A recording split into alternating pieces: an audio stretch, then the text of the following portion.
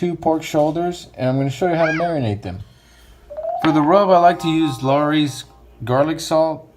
You can get this at Costco, and I like to start off with 1/3 cup of garlic salt and another 1/3 of tajin. Tajin's really good for that as well. I'm just going to fill this cup up. I use another 1/3 of tajin. Add that to your rub. And then there's this onion salt from Trader Joe's. It's pretty good. I like to throw in as well. Maybe about 1/4 cup of that. So I'll just toss them in here for measurement purposes. Toss it in the mix. Also like to use this lemon pepper from Trader Joe's as well. It's pretty good. I'll just crush them in the bowl here. Good, kind of just eyeball it. That's what I do. And then also use some of this black pepper. I like to add some of that as well.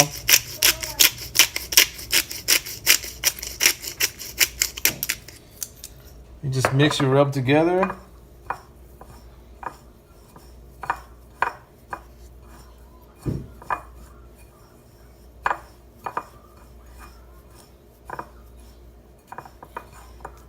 There you have it, folks. It's a really good rub for some pork shoulder. Next, I'll be adding the mustard to the pork shoulder. You want to get your mustard and apply it heavily on the pork shoulder. Any brand will really work. Squirt a bunch on there. Just make sure it's all evenly coated and just kind of covers the whole thing. I like to use one of these aluminum trays just for a mess. You know, it's just easy cleanup. I mean, you can use whatever you want, but you can use gloves or bare hand, just as long as you keep it clean.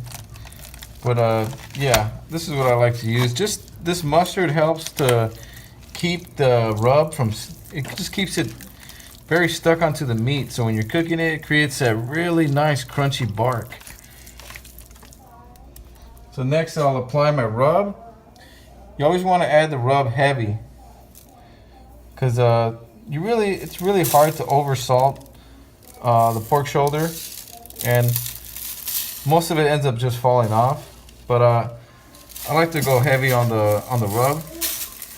Just creates that real nice bark, like I was saying. So there you have it.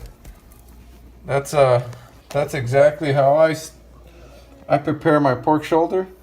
And as you can see, this is one that's fully marinated, ready to go. And the one to the right there is next in line to do that. So